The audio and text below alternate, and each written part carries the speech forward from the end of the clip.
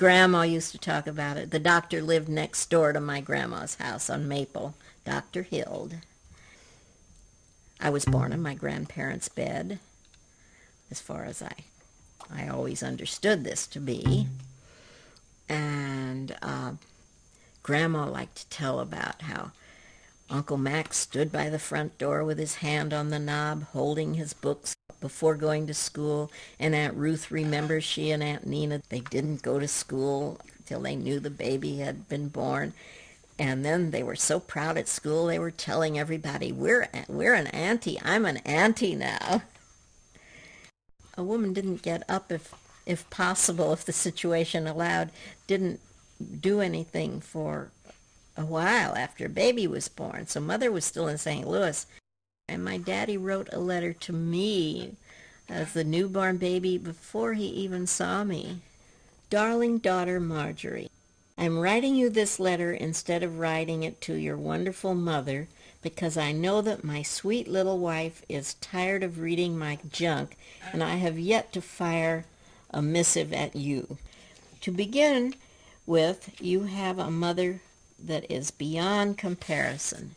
Besides being endowed with all the graces of physical beauty, she is so spiritually perfect that it can be safely said that your mother is the wonder mother of all times.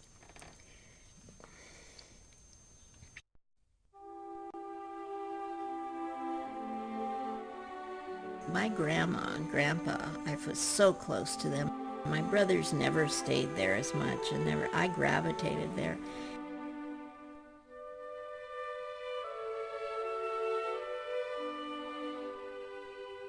My grandpa's name was Morris Moshe Deutsch, and he and Grandma met in Warsaw. The Russian army was there with Russian soldiers. Well, the army was awful, but Grandpa, who was a tailor, may have had a little easier time in some ways.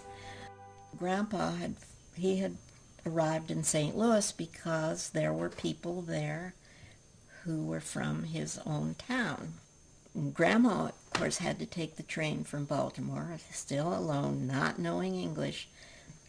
She arrived in St. Louis. Grandpa was working. A man with a wagon load of potatoes met her at the station. I have an essay that Mother wrote when she was in school. It must have been college because the date is March 10th, 1919 on one side, and Pearl Deutsch, and it's titled Remembrance, and it's an essay about the family. She says, I can fully appreciate